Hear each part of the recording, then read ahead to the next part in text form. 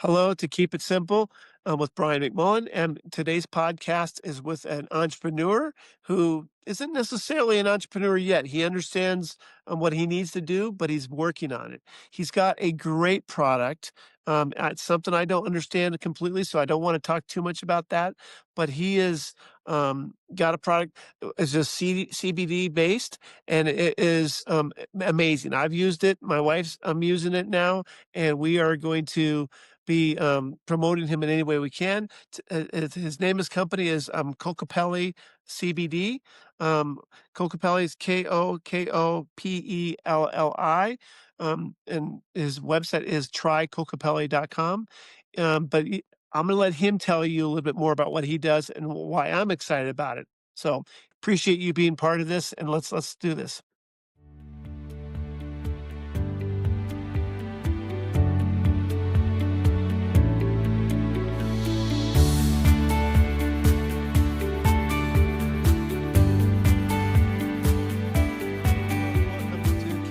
Podcast with Brian McMullen. That's me. Yay. I've got a guest that has a business that I've never even thought of today, so I'm super excited. Taran, can you see your last name for me there? Is it DePaola? Yeah, DePaola or DePaola. There we go. What's the history? What's the background on that, actually? So my father, he's Brazilian and Italian, Oh, and and so the DePaola comes from, I believe it's actually in Italy. We're Calabrian, and there is a place there, I believe, called Paola. I don't know, it must be like a smaller town, and that's where that side of the family is from. okay. And I guess at Ellis Island, when they came over, they were from Paola, so it became DePaola. Wow, that's kind of cool. That's kind of cool. I'm glad I asked. So, Yeah. They had a different last name. I can't remember what it was. My grandma told me a long time ago. It started with a B, and it was long and very Italian, so it got changed. oh, I think that's cool that you have the history. You should find that out and get that written down, hmm So Yes. so so Taryn has a business that I never thought about. Let me just back up with my ignorance, okay? Because I want to be clear.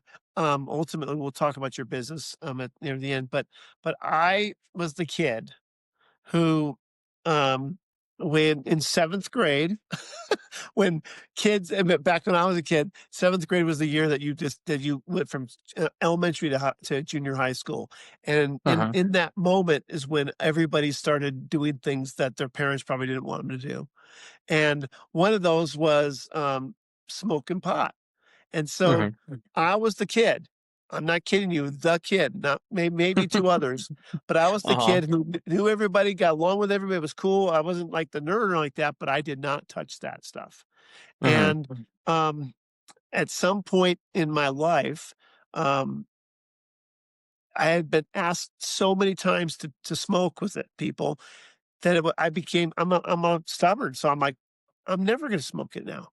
And to hmm this day, 57 years old, never smoked any marijuana, never did that stuff, very little It's drinking, awesome. just yeah, never did that stuff. But hmm because of that, to me, I hear THC, I think pot. I hear CBD, I think pot.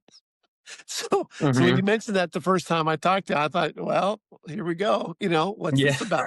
So Uh-huh. total ignorant. So tell me, what Mhm. is THC versus CBD? And my understanding is THC and CBD is what marijuana is, right? Um, somewhat, yes. So THC is the psychoactive component in marijuana, stands for tetrahydrocannabinol, and it is one of many cannabinoids, which is a class of compounds. So people have heard of benzodiazepines, and Xanax is one of those. There are many different benzodiazepines. It's a class of compounds. So Okay. THC is one of these molecules amongst thousands of cannabinoids. And CBD is cannabidiol. That is another cannabinoid in that class of drugs, in that class of compounds, but it is not psychoactive. So there's a distinction there. Both are found in the cannabis plant, but both do not necessarily do the same thing. And CBD is very therapeutic, it has a lot of medicinal benefit, and does not have that psychoactive component. So it has a distinguishing characteristic of what it is as a molecule and a compound, but it does come from the same plant. And so there's very commonly the people associate the 2. Yeah, so you get Mhm. your psychoactive and your therapeutic, and they act independently, for lack of a better term. So, Yeah, yeah, they have their own effect. They yeah, can modulate similar receptor sites, but not in the same way. And THC activates some that are different. And so, yeah, you get a different effect. okay, great. Hmm. So, I met you about 2 or 3 months back, maybe 3 Hmm. months now, and you told me what you do, and it was a little overwhelming for me because I didn't understand all that stuff. I'm a Hmm. lender, and I was at this meetup group to kind of find people who I can do business with, and you were Hmm. obviously doing the same thing. And you gave me a sample of your Hmm. product. It's an oil or a jelly base, right? Yes, the But salve. yes, exactly. Hmm. And I have, sciatica, a little lower back issues, and I will tell you right now, I never did any marijuana, but I've Hmm. done CBD. Uh-huh. This product was I hate to use the word magic for that, it's like, Hmm. I'm a big believer in, don't overpromise and underdeliver, but Hmm. I will tell you right now, I was really stoked with your product. Put it on one night. When I felt, there's nights when I feel it and I feel it all night. I move and I feel it, Hmm. and I put this stuff on and I slept like a baby. And it was pretty, instant for me. So I want to let you That's know that awesome. I'm a believer in what you're doing. I That's just don't awesome. Hmm. understand it enough. Yeah. Yeah, no, So, that's great to hear, and I'm really happy that that helped you.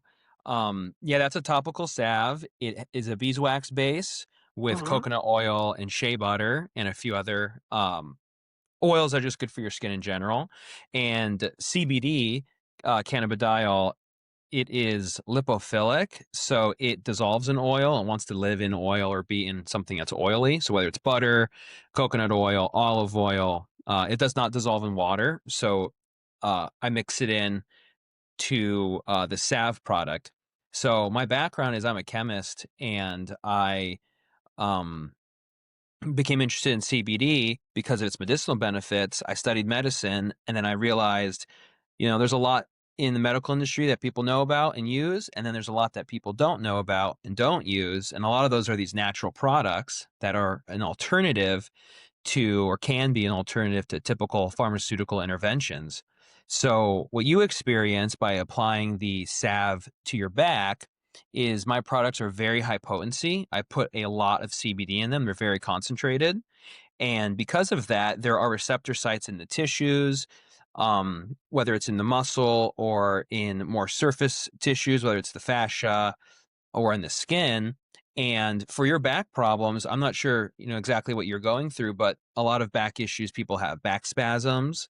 The muscles are contracting, asymmetrically sometimes. And so they're giving you this tense, cramping like feeling, which can cause a lot of pain. And there's evidence that CBD can help relax those muscle cramps. It can help calm them down. It can also really help reduce inflammation. So, if that helped you, that salve, the first night you used it, in my experience, what I like to say is the people like you are a good responder, so your body modulates and uses CBD really well. So your endocannabinoid system is, and essentially it's robust. And if we were to interact with it with a compound such as CBD, you could get a good result from it. Some people I call bad responders, where it doesn't matter how they use the CBD, how much they use, their body just doesn't respond well to it. Not necessarily in a bad or negative way. They just don't get the benefit that someone like you would get. Interesting, interesting. So Mhm. yeah. My wife has back spasm. I didn't even think about Mhm. handing it to her. I need to get you Um, some more samples. yeah. Well, I Yeah, gotta buy something from you, man. sure. My wife has, had, breast cancer some years ago, and she Mhm. has multiple issues coming from the drugs that she had to take to get rid of that cancer, right? And so Mhm. spasms are part of that. So I need to share this with her and see if she is a good connector there too. So I will let you know how that goes. I didn't even Yeah. think about it because I'm just, not in tune to it. Mhm. Oh, absolutely. Yeah. So I have back spasms. I used to do jujitsu, and I got injured in training one day. Now it was 10 years ago. It's crazy how time flies. And, Yeah, tell me about right, it. yeah, yeah. I said it to my parents, and they'll be like, "Tell me about it." I'm like, "I know, one day, I'll have kids, they'll be saying the same thing." Um, No. and so back then I didn't use CBD. It was 10 years ago. I didn't really think too much about it. I wasn't a chemist at that point in time. I was actually in an undergrad studying psychology. I was interested in Okay. neuroscience, which is where I get some of my pharmacological background and why I learned about, receptors and how they work and, just the pharmacopoeia of substances that people use and what the medical industry has done. And so back then, though, I got injured in jujitsu practice, and it's pretty bad. I didn't break anything, but I almost broke my neck and back. It was a Oof. really, yeah, dramatic accident, and someone had fallen on top of me. It would made no sense. It's a really long story, but essentially, like a 250-pound guy fell on top of my head, and it pushed my head down, and it didn't break my neck or back, but it felt like it was pretty close to it. And immediately I went into all these like weird back spasms and neck spasms. I couldn't get up. After a while, I was able to get off the floor. And then for like 2 or 3 weeks, I didn't go to the doctor at all. My condition got worse and worse. And about the second end of the second, beginning of the third week, it's really hard for me to breathe. So I went to the doctor, they checked me out, and they said that I'm having everything's fine. So on the X-ray, everything was fine. But I was having, I guess, all of the soft tissues in my spine and in my neck were stretched out. I can't remember the term for it, but it was something itis, and itis, is inflammation. And so they're saying because all these tissues were stretched out and they're becoming inflamed, it was causing my back to kind of like go into almost like maybe they're its own like fight or flight mode where it didn't really know what to do. So it was causing it was it was cramping and causing muscle spasms. So the fix was take muscle relaxers, which, eventually I just wanted to quit because they make you super groggy and you end up needing them, becoming dependent on them every day. Didn't really like that, but in the beginning that helped to relax the muscles, and it gave me scoliosis because it was pulling my spine out of alignment. It was like coming like kind of sideways because the muscle spasms were asymmetrical, so they were worse on one side than the other, and so they're causing like a deformation of the spine. Um, and so when I got into CBD a few years ago, and I started reading about how it helps with inflammation and it can help with muscle cramps. When I apply it to my back, I get a lot of relief. And so I think people who have like these typical muscle cramps, not ones that are necessarily your brain telling your muscles to cramp up, which could be a separate, disorder or condition. The ones where just your localized muscles are just not functioning properly or they're in pain and stress, CBD really does help as a topical or an oral ingestion to tell your body, "Hey, stop cramping up." Okay, so you Mhm. basically this personal issue that you had is what got you thinking in this line, or was that much So later? yeah, so there's actually a different thing that happened. It was after I got into CBD when I realized, hey, I should start putting it on my back. Let me make a topical. Like I was saying, a tincture. Let me see what else I can do. What got me into CBD? I had a friend. He wanted to sell CBD for the medical benefits of it. He wanted to do like a natural product. He wanted to get into that space, and he didn't know how to do it. And so he was supposed to be the distributor. He was supposed to find out how to sell it to people, and I was the chemist. I was going to make it. And this was 2021. I believe is when the idea started to foment, and didn't really start doing much until 2023. But the reason I pursued it was he had this idea. I was like, okay, that's interesting. We'll play around with it. And then separately, I had a friend who was having seizures. And so his seizures were pretty bad. The doctors don't know what caused the seizures. They don't know their origin or what's going on. Everything on his brain scans, everything seems normal, but he would have these seizures, really intense. Lots of muscle cramping. His hands would tense up. His feet would tense up. And his brother would give him on occasion CBD while he was in the seizure. He would just put a dropper of it into his mouth, and his brother, who's having seizures, noticed that it actually did kind of help. He said he felt that his seizure wouldn't be as powerful, it wouldn't last as long. his muscle tone during the seizure wouldn't be as intense, so he wouldn't be in as much pain. It overall helped alleviate the seizure quicker and helped his body recover faster. But I noticed it was 500 milligrams in the entire tincture. So if you have a 30 milliliter product, such as this one, the Cocopelli tincture, the this is, it's pretty small. It fits in the palm of my hand. It's about as long as my finger. That's It's only. that's ingestible? Yes, and this just goes under the tongue. Okay. So you put a dose, a milliliter under the tongue. But in this much space, they only had 500 milligrams of CBD. So every dose, when we calculate that out, basically he was putting 3 milligrams or so under his tongue. Really isn't much. It's 30 doses divided by 500 divided by 30. Yeah, I mean, he was getting maybe in the mouth 10 or 12 milligrams. So then after bioavailability, once your body starts to consume it and break it down, he was getting like 2 or 3 milligrams. So it's really nothing, but he noticed even on something so small, he was getting an effect. So being a chemist, and at the time I was in the lab getting my master's degree, I was concentrating compounds in the lab. I was purifying them, combining them together, creating solutions that are highly concentrated versus, low concentration. And I thought, how much CBD could I fit into this container? How can I give my friend a higher dose of CBD to help his seizure even more? So I looked at the medical literature. There were some studies that show CBD can help with seizures, but it's not FDA approved, so you can't really make these claims. So I don't sell it to people and say, hey, this will help you with your seizure. I don't make that claim at all. I Right. can't. I'm not a doctor. The science isn't necessarily there yet. But there are studies to show that it very, very, or in these studies, the experimental group received a very positive benefit from using CBD. So I saw that. I saw his was low. I saw he was having seizures usually once a day. Sometimes he'd wake up in the middle of the night with one. His quality of life was really diminishing.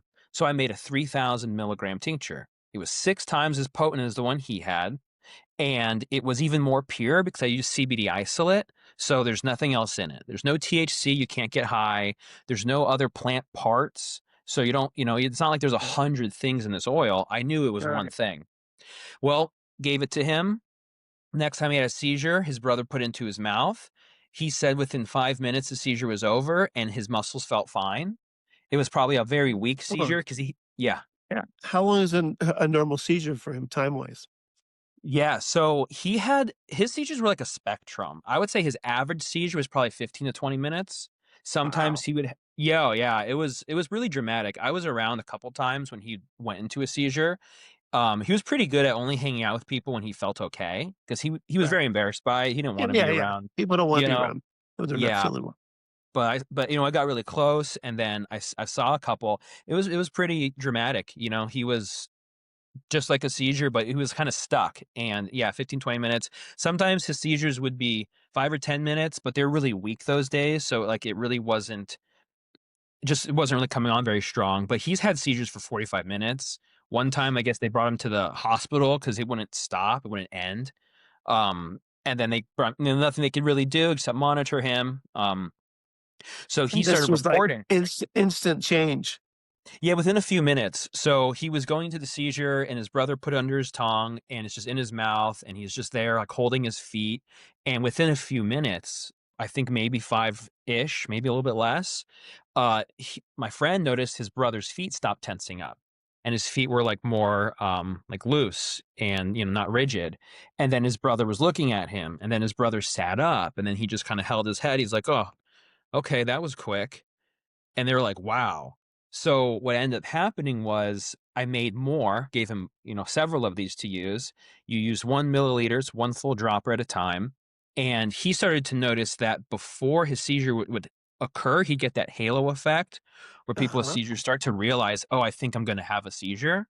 He would Mhm. take it prophylactically when that happened, and then that he wouldn't go into a seizure. So And it that's I mean, yeah, here's the Mhm. thing about this, I'm just speaking from my own knowledge, and obviously I'm an old guy who doesn't know much about this stuff, but I years ago, I got acupuncture, And a lot of Mhm. people tell you, "Oh, that's foo-foo, stuff." And then I've had a chiropractor, and a lot of people Mhm. years ago was like, That's the way I," and those Mhm. things are coming to become a normal, "No, this is a real thing." It's been Yeah. happening in China for, tens of thousands of years. Don't Mhm. don't dismiss it because it's not Western medicine, right? And I Yes. think that this falls, very much into those categories where there's so much we don't know about us, and we've been trained Mhm. that, "Oh, you're not feeling well, go to see the Western medicine." And the Western Mhm. medicine does not have it all. Great for broken arms, Mhm. not so great Yeah. for maintenance, right? Mhm. And so Absolutely. this is, like, right in line with those things. Mhm. Absolutely. And that's one thing about it that I got so interested in is because when I was learning about the FDA and the drug approval process and how it takes these companies $1 billion to bring one drug to market, that prohibits a lot of innovation and it prohibits a lot of new development and just the number of drugs you can get out to people. And so there has been this dogma, especially we're in America, in the American medical system, right, where Yeah. it's allopathic medicine, it's the doctor, it's the research institutions, it is what the hospital says, this is the most tried and true, the most science backed, this is the expert, Yeah. you have to trust this. And quite frankly, Mhm. we've been trained. I mean, you look at COVID. I mean, I'm not gonna go into Mhm. all the Yeah. politics of it, but COVID, Mhm. the doctor says this, the doctor says that, and the Mhm. doctor's changed his mind every time he says this, right? But Mhm. we've been trained when the doctor says it, we listen, and we have to Mhm. be more open to experimenting for ourselves, I think. We Mhm. need to be all, wait. Just because you think it's not good doesn't mean it's not good. And Mhm. the only way you know that sometimes is just to try things. And I tell you what, I tried it and I'm like, wow, this is good. And I'm Yeah. kicking myself. I Mhm. need I need some of the dropper stuff. I want my wife to try some of this stuff because she has literally Yes. like 10, 15 minutes of Mhm. not seizure, but just you know flinching, and Mhm. her toes curl over, and she's in Mhm. pain, and I can't do anything but sit there and watch her, you know? Yeah. So I'm Mhm. gonna have to when we're done here, I'm gonna get you my address. I'm gonna buy Definitely. something from you here. Yeah. Because yeah, I wanna try this Mhm. and be, lack of a better term, I'll be your guinea pig, my wife Yeah. and I, so we'll do this. So, Absolutely. where are you at in the process because obviously, I think Mhm. from my experience and from what you're telling me and what your experience is, that you have a product that's worthy of having people see it and find it. But Mhm. you're trying to bring when I met you, you're trying to figure out how do you bring it to market, right? That's the next Yeah. step, right? Yes. I'm a lender, so I lend money on projects. Mhm. Generally, the projects I'm doing are more real estate based and backed. So Mhm. I'm not an expert on business lending, but I have some people Mhm. I'm talking to, and I want to introduce you to. Is Cool. that is that the answer? Just here's some, lend me some money so I can do some, or do you have a plan Mhm. where you're starting to ferment into what you need to do next? Yeah. So, yeah, when we met, I was trying to figure out, the best way to market this product. There's a lot of barriers to marketing CBD products.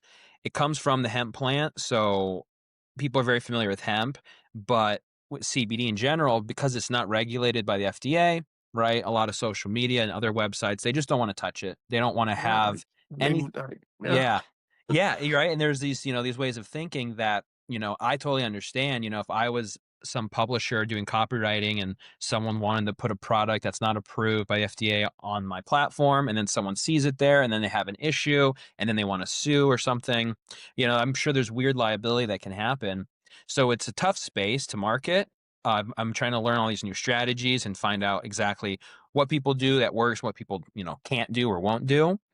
Um, I'm doing e-commerce, so I have an online store, but yeah, I'm kind of at a point where I think it's really just a marketing game. So I need to find a firm or some people, someone who has experience marketing CBD, who know where to put the ads, what they're going to cost, what the turnaround is going to be like. Because I tried SEO, and it just takes a lot of time, and it's very expensive. So these companies, right? They want to charge you a lot to do something that they then tell you it might take 6 months to a year. And so it's hard, especially as a new business, as a startup, to, put all that money out there without any, and no one can guarantee anything, but it's kind of tough. It's like, you know. And quite frankly, Mhm. You're a chemist, and Yeah, that too. you've created a product, Uh-huh. and it works to your knowledge, and we're moving forward on that topic. But Uh-huh. you're not a business owner, a businessman, a marketing expert, all Uh-huh. these things that you have to be to make a business. I'm like I said, my funding business is growing, and I'm starting to hit that scaling moment where everybody's kind of understanding what I'm doing because I've been doing it long enough. Uh-huh. But it's been my first lend was 3 years ago, and I'm just now starting to scale because I'm getting that reach out. The reach Uh-huh. is out there. Enough people are seeing me, knowing what I'm doing, and talking to me, and reaching out back to me. Right. Uh-huh. That's where you're at. You're like, but the great thing is you have a great product. So I think that's the key there. Thank you. So it's really just Uh-huh. finding that right person that it's not how, it's who. Have you read that Yes. book?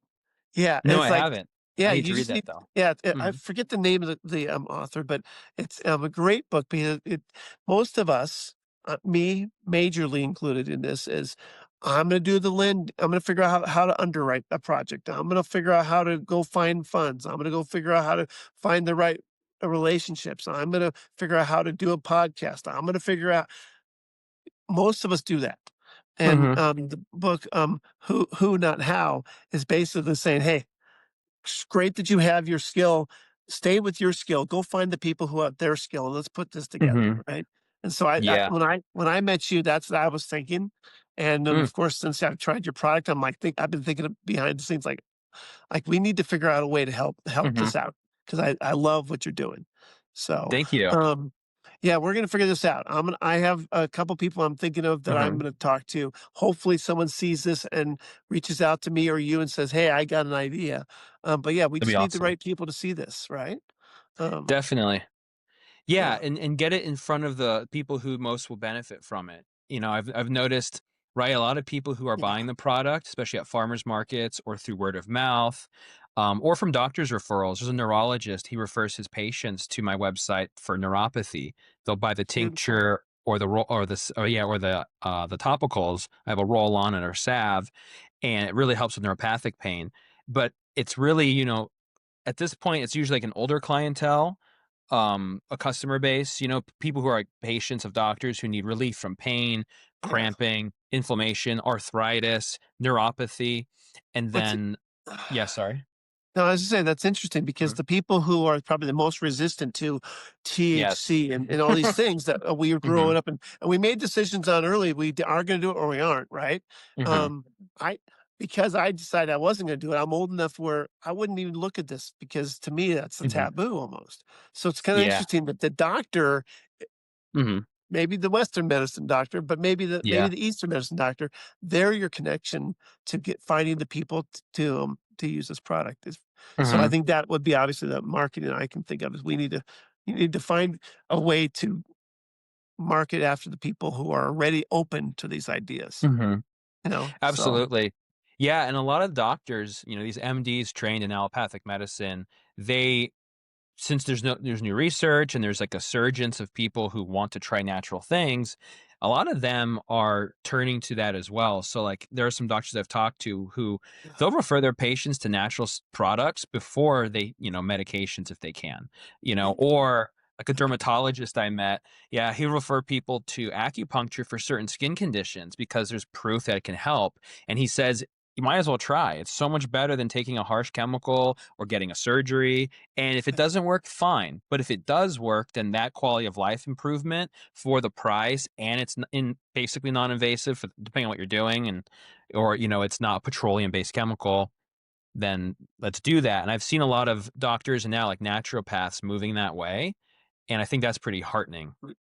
Yeah, I think the MDs have figured out that they don't have all the answers, and there's Hmm. more out there. So I think that's beautiful. What's the Yeah, name of your company? yeah. So the company is Coco Pelli. Uh, Okay, it spell has that it's for just me.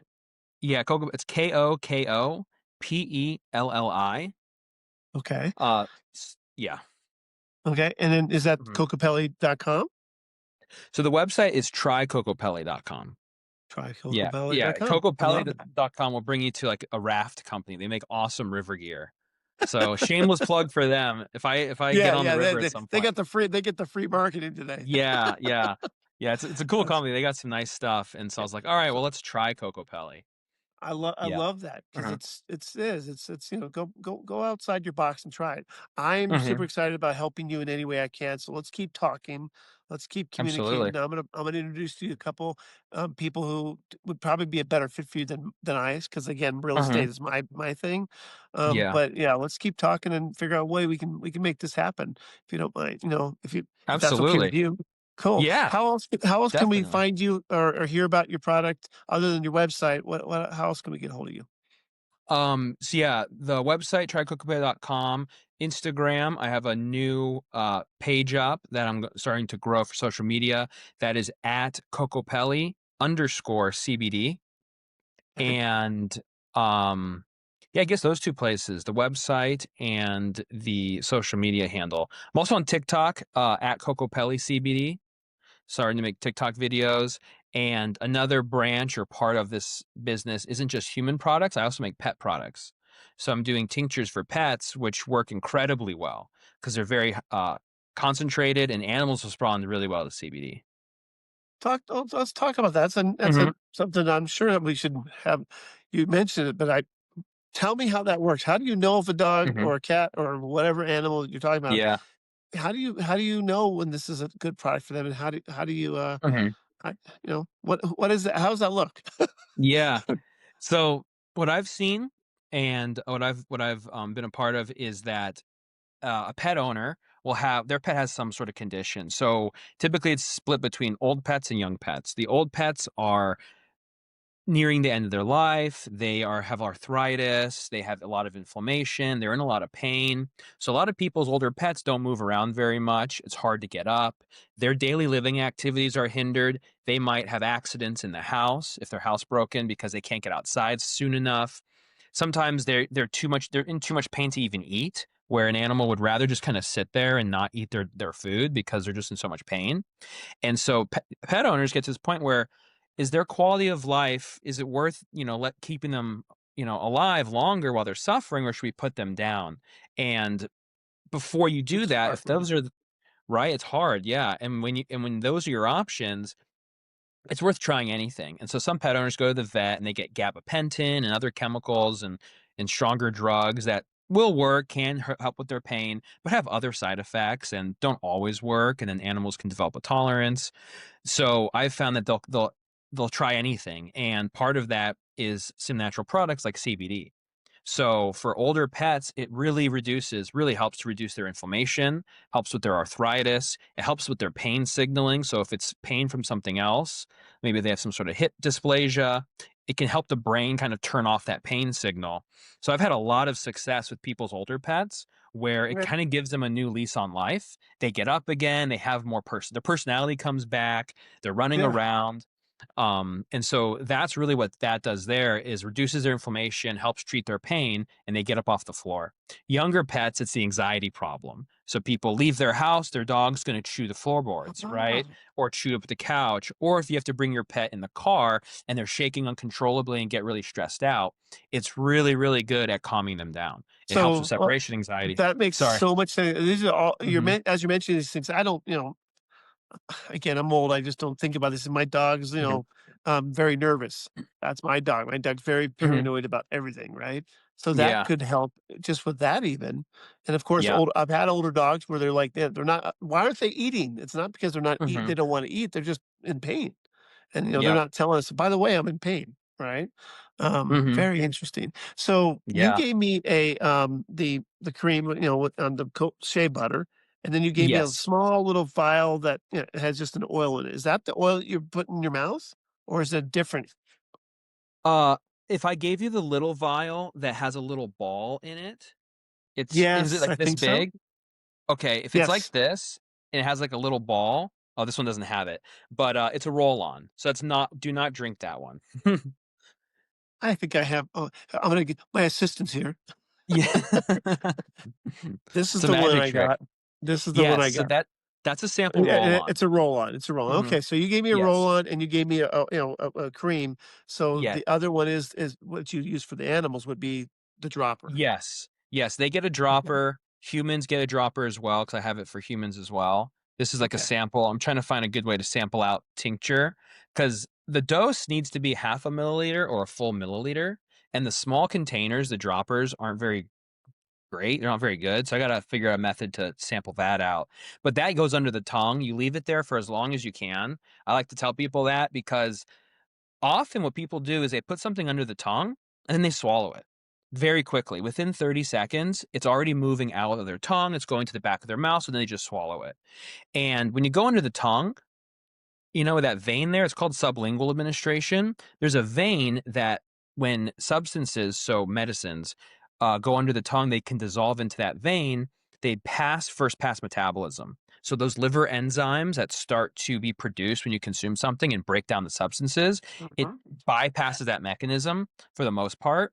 And you get that dose into your bloodstream quicker and more effectively. So you need Okay. to leave the tincture under the tongue for as long as possible. I tell people 3 minutes, it's really Yeah. bland taste. It doesn't taste bad at all. It's just, coconut oil. But it's just a mental Mhm. thing. Hey, just keep it in your mouth for as long Yes. as you can versus everything goes in your mouth, you swallow. So Yeah. yeah, it's Yeah. You just a thought chew, process. or you swallow. I tell people to sit up. Some people want to do it when they're laying down in bed. It's a lot easier to swallow it that way, right? And Because you're how laying would you down. how would you give an animal that? So for the animal, it's a little different because they're not going to keep it in their mouth, right? It's not going to happen. So the dose is strong. It's a high dose and it's higher than all the other ones on the market.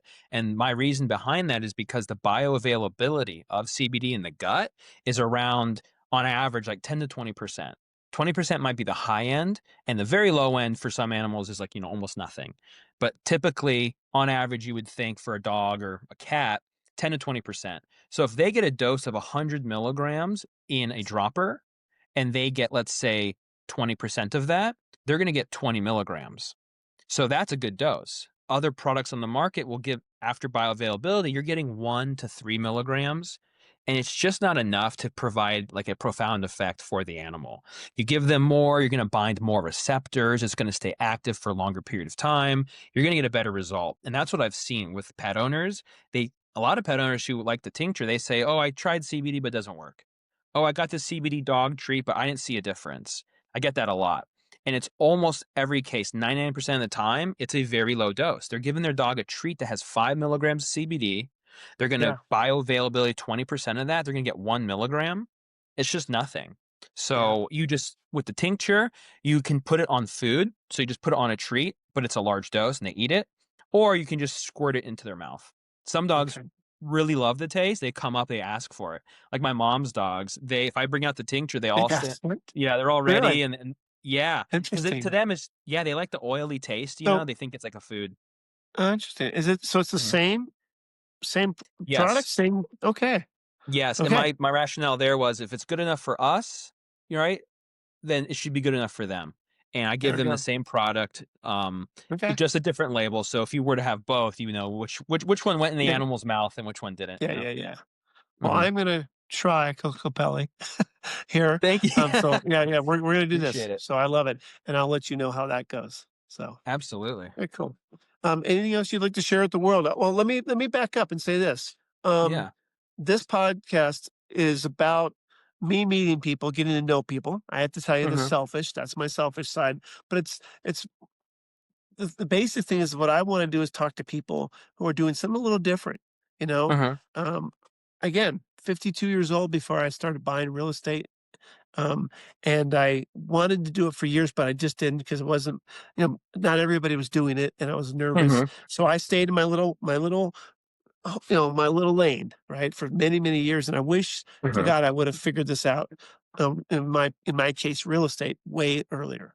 So Mhm. you doing this at this point in your life is amazing because this is something not something everybody would even think to do, right? So I Mhm. appreciate you coming on, showing us that there's other paths. And if someone your whole life has told you to just go become the lawyer and just do the lawyer work, and that's what you want to do, that's Mhm. great. But if there's ever any other itch that you want to scratch, I like Mhm. to tell people, let's scratch that. Let's try that. Don't look back when you're 52 and go, gosh, I wish I Mhm. would have.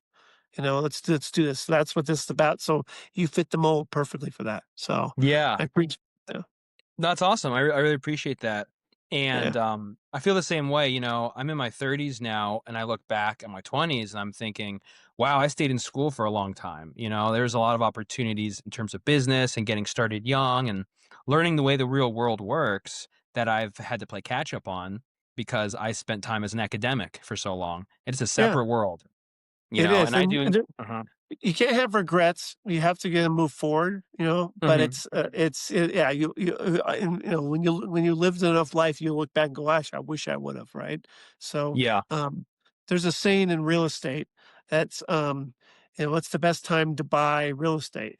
And everybody says 20 years ago, Yes. right? I've But heard that. what Yeah. when's the second best time to buy real estate? And it's Right now. today. Right now. So Hmm.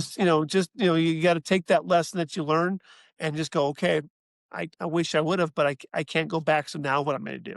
What's the next Hmm. step?" And that's what you're doing, so I love it. I love what we're doing here. Yeah. So, I I appreciate appreciate it. you. Yeah, Well, and I have a question for you about real estate because I'm also interested in real estate. But I think a barrier for someone like me or friends I have who are interested in real estate is it's the risky part, right? It's the borrowing yeah, of the money and then having a plan of what to do with it and then being able to realize those gains at the other end and have it be successful. So, what would you ask, or not ask, what advice would you have for someone who wants to get into real estate, but they're worried about that risk. They're worried about not paying people back, not making the money, and they're yeah, worried that if they go that way and fail, it'll really set them back in life. yeah, absolutely. Mhm. Um, I know the answer, and there's a few different ways to go about it, but there's a book, what was that book? Richest Man in Babylon. And it Okay, talks I've heard of about that book. how he starts to try to invest and he loses it, and he tries to start to invest and he loses it, and it's basically he didn't know what to look for, right? And Mhm, so, ultimately, he became the richest man in Babylon because he did that experience. He did learn a little bit each time, and ultimately, he had experience. And so, there's a mhm, moment in time in your life when you have to take risk, right? So, risk is part of our mhm, the game, right? And all you can really do is mitigate that risk. And that's what mhm, I try to do with all the lending, and that's what I say, this may sound self-promoting, but what you can do with real estate faster is partner with someone who's doing it. Partner someone who's done it. mhm, Find the thing that you are thinking you wanna do, and go find someone who's already doing that or done it, and be their partner. mhm, Be a contributor. Don't be the owner of everything right away. You know, I, mhm, um, I bought my first piece of real estate by myself. I lived in California. I bought it in Tennessee because that's where I could afford it. And everybody mhm, kept asking me, "How you doing?" I said, "I'm just taking some action and I'm taking a little bit of risk. And everything I've done is risk. And you don't always win. So I think mhm, that people who are in their 20s and 30s and 40s look at risk as the bad thing. And I'd mhm, say you have the experience, not having experience is the bad thing, and you can't get mhm, experience, you can't be wise without mhm, doing. And so yeah, mitigate the risk by partnering. And again, it sounds self-aggrandizing, but mhm, I lend to people I know. I've gotten to know them. I like them. I trust them.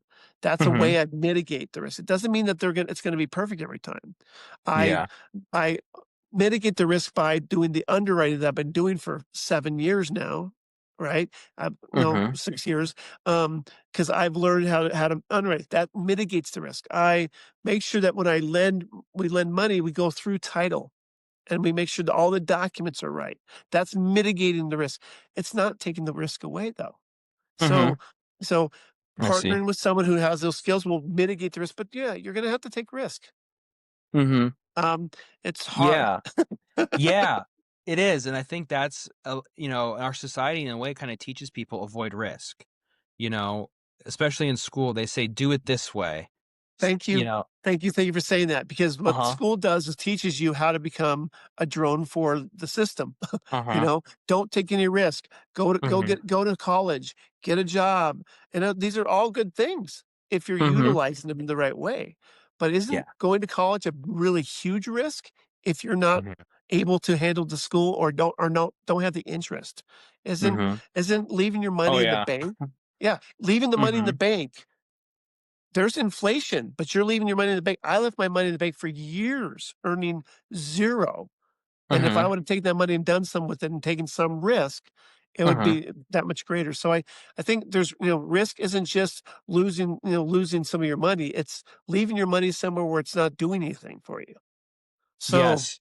there's so many things to Mhm. risk. Risk is all in the eye of the beholder. And then we've been trained, like you said, Mhm. Yeah. schools have trained us that risk is make sure your money's safe. Well, it's not safe Mhm. if it's going down in value every day. Absolutely. And that makes a lot of sense. People think, "Oh, I wanna see my bank account grow," but, And it's it gonna only grow grows when slower I put that more way. money into it. Exactly, yeah, yeah, I gotta go do the labor to put the money, then watch it grow. Whereas, people like you and others who got into real estate, they see, "Oh, we have an asset, and it's appreciating in value, and we can use the asset to generate more Right. money." And it's like, "Wow, like, why did I go to school Yeah. for, like, 10 years?" Right. So Mhm, lending could be a shorter term turnaround for your growth in real estate. Buying is the better long term play, but it takes a mhm. long time. So I've been really Oh, yeah, I see. investing for Mhm, 6 years now, and I'm still waiting for that asset to hit the mark where I'm like, oh my god, that was the smartest move I've ever done. Right. mhm. So there's just different ways to do it. That's it. Yeah, I love this. I love this topic. So you brought me into it, though. I want you to know you Yeah. brought me into this. I didn't Hey, I want to. I had to didn't. ask. Yeah, I Y love it. I you're love it. No, yeah. I just Mhm, like you're passionate about your product. I'm passionate about mhm. real estate. So thanks for bringing that out of me. Oh, absolutely, yeah. No, There you definitely, and go. it's important because it's something that I think everyone can get into and people should, but a lot people are too scared to. They're told, "Do the right things, follow these rules, follow this path, you'll get what you want," and now it's not the case. I remember growing up, if someone made 6 figures, $100,000 a year, you felt like you were set for life. If you had that income every year, you could do so much with it, have all this free time. Now it's just not the case. Inflation's out of A control, the different cost of everything, and so people need to get creative and find ways to build their wealth, and, yeah. um it seems I like mean, that's one of the it's the best way to no, do it. no, yeah. I'm Mhm, gonna leave you with one little thing here. So this is experience. This is wisdom. Wisdom. I tell my kids this all the time. Wisdom comes with doing and experiencing things. Right. mhm, You can be smart, but you can't be wise unless you've experienced. I ran an insurance agency. That was my business for 27 years, mhm, and I'm very conservative. I'm an insurance agent, right? I'm very mhm, conservative. Risk mitigation is the way I think. So what I do every I'd get a paycheck. I'd put a little bit in my savings account, mhm, and I got that savings account very quickly up to about $50,000. That savings account hit $50,000 probably 20 plus 25 years ago. Okay. mhm, I didn't take the money out of that account because that was my security, just in case something happens. $50,000 sat there, mhm, um, and I didn't take it out for 25 years until I sold my business. Okay, uh-huh. it was still $50,000. Okay, Mhm, if I would have taken yeah, the mindset of saying, "Hey, I've grown it to $50,000. Let's take 25 of it or 20 of it and go do mhm, something with that. Leave the safety net being a little smaller and just go try some. If I would have taken half of that $50,000 and that I guarantee you, based on what I know now about the way I'm doing, the lending, I could have easily turned that $50,000 into 300,000 or 400,000 easily if I would mhm, have just, done what I know I should have done now. But again, I was safe, and, I knew that if, yeah, everything went to hell in a handbasket, I'd have 4 months or whatever the number was of yeah, security, So, mhm, again, you live and learn, and again, if everything would've gone hell in a handbasket, that money probably wouldn't have been worth anything anyways. I probably should have had yeah, $50,000 in gold. yeah, Right? yeah, or ammo, Yeah, or or ammo. perishable There's non-perishable so many foods. things that Yeah, we're thinking about we're being safe, but we're really mhm, not. And so, yeah, I'd say just readjust your view on risk. okay. Thank you so much, I appreciate it. Yeah, cool. Well, thank you for thank you for having. How do I say this? I'm going to have to re-record this part. Coming on. Thank you for joining me, coming on, Yeah, and just having a conversation. And quite frankly, if nothing else comes from this, the relationship we're building Mhm. is all I need. So I appreciate you. Absolutely, me too. Thank you for having me on. I appreciate the opportunity, and I look forward to helping you and your wife out with some more products and speaking to those guys you had mentioned, whoever you had in mind. Yeah, I have a Um, couple people in mind. I'll be in touch on that.